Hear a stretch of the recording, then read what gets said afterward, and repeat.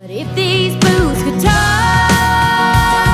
they'd tell you all the time they had to walk away. No telling what they'd say. They've been scuffed up, but if you shine them up, they look good as the first time you tried them on. Somebody ought to make a movie. Somebody ought to write a song called If These Boots Could Talk.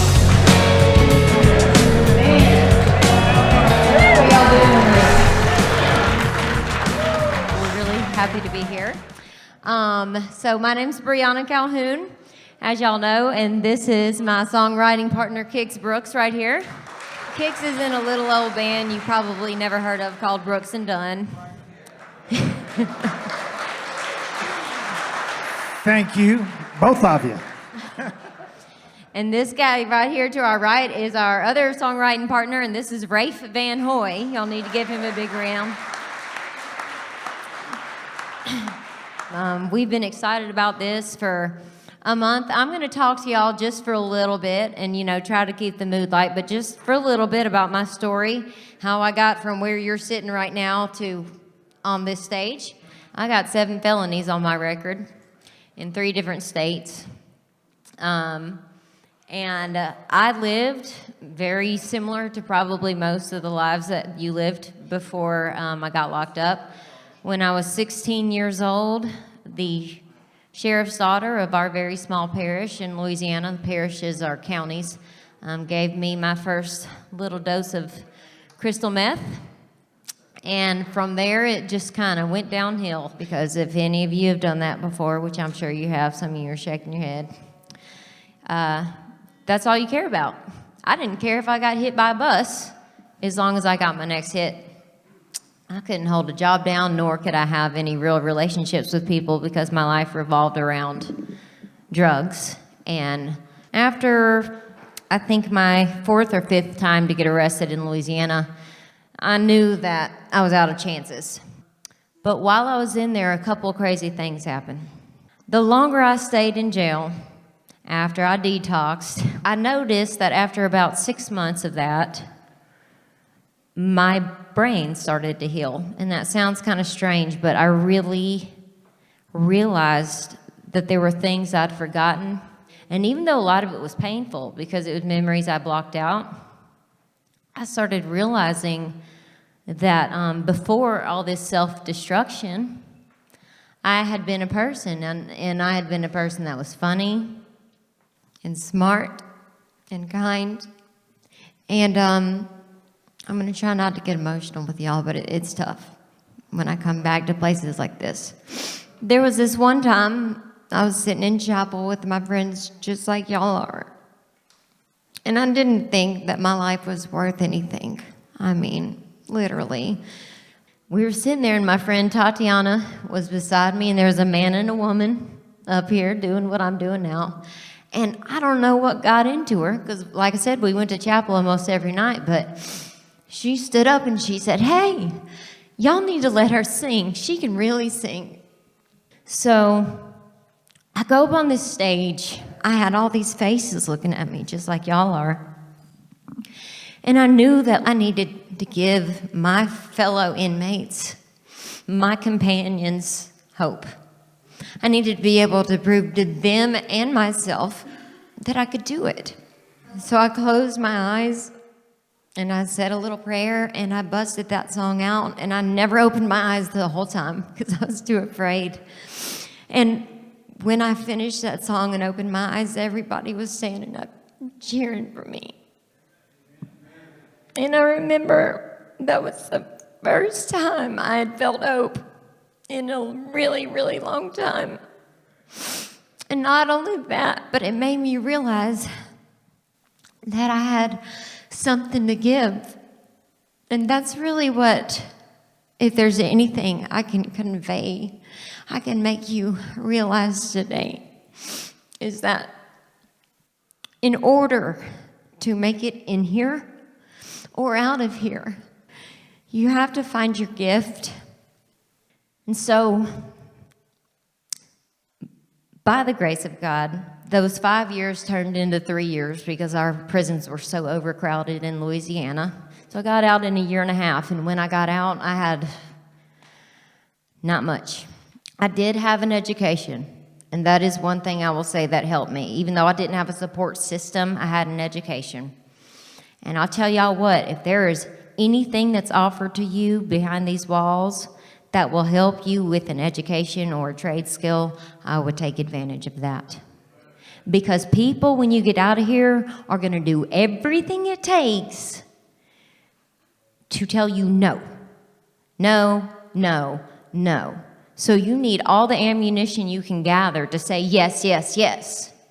How much do you think you're worth? How much do you believe that you're really loved? If you don't help yourself, do you think other people are going to want to help you? No. And let me tell you something. Even when you're doing everything you can, when you get out of here, there's going to be people that try to tear you down. You know how I did it? I started going to my hometown church, and I just said, I'm just going to pretend like I'm not some little crackhead that just got out of prison. I'm going to be a brand new me. Brand new me. And let me tell y'all something. It sounds like the easiest thing in the world, but this is the truth. Fake it till you make it. I'm still doing that. It works pretty good. I'm just saying. But 5 years ago or so, I started pursuing my first love of music, which I had let go of for so long. And again, I'm thinking, this is crazy. This is crazy. Like, that's not going to happen. And it has, and it is, and it will continue to, because I'm loved, because I'm good enough, because I know that I'm worthy, and because I know that there's a reason that I'm here. Y'all know that? Clap if you know that.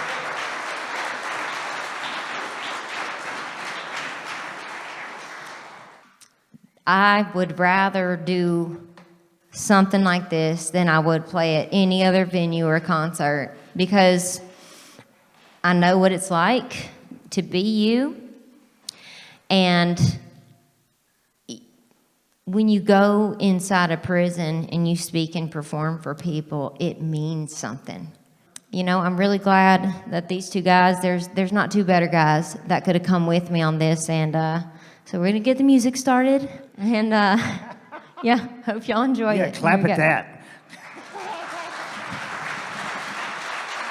All right, so we're all songwriters here, but I'm going to do an original for y'all because this one is, I've told you kind of about me being in prison and then what happened after that, but this one is about before that. And it's all true, right down to the pair of boots that my grandmother gave me. And it's kind of not necessarily a redemption song, but just a song about getting your life back together after walking a really hard road. It's called If These Boots Could Talk. These boots were my grandmother's, Tony llamas and star-studded limited editions in 1962. She wore them in Vegas, where she met my grandfather playing Texas Hold'em. He knew he was gonna fold 'em, 'cause she grew up in Louisiana, picking cotton and sharecropping. He was a Texas oil man, new money, young love, she was beautiful, damn. But if these boots could talk, they'd tell you all the times they had to walk away. No telling what they'd say. They've been scuffed up, but if you shine them up, they look good as the first time you tried them on.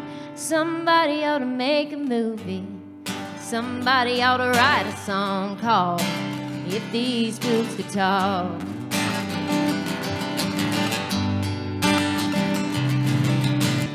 Well, when I got locked up, they would only let you wear tennis shoes. Mama would call and put money on my books. I'd say, Mama, when I get out, the first thing I'm gonna do, when I get back home is put my boots back on, yeah.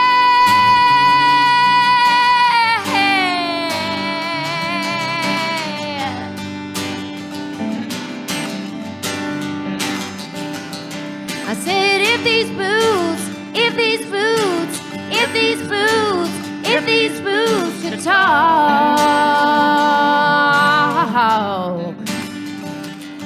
you know they had to walk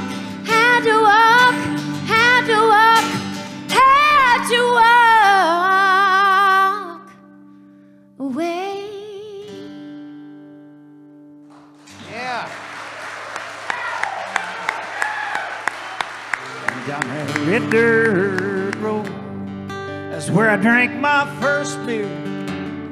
That's where I found Jesus. I wrecked my first car, I tore it all to pieces. I learned the path to heaven that's full of sinners and believers. And I learned that happiness on earth, that ain't just for high achievers. Yeah, I learned, I come to know this life at both ends. And it's a red dirt road.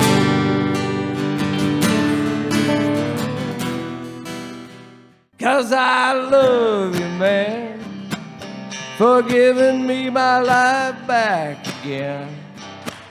I hope someday you'll understand, I bet you will, why I'm your biggest fan. Yeah, I owe you big time, friend. I'll pay you back any way I can. Anything but take her back again. I can't do that. I love you, man. And good luck with coming home past 10.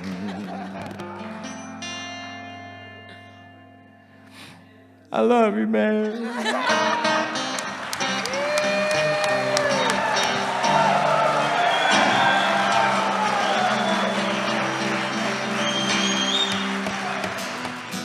Well, you gotta have a hang-up, you gotta have a vice, you gotta have beer, wine, coke, smoke, coffee, or whiskey on ice.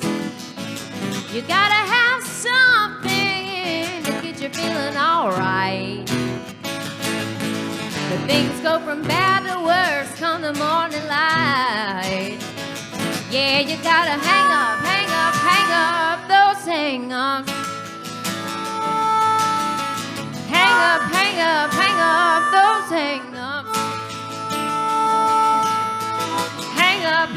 Hang up those hang-ups. They're gonna hang you out to dry.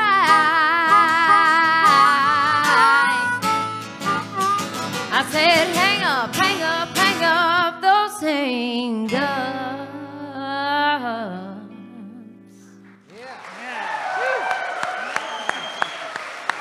Oh, I got a standing O too. Look at that. Thank y'all.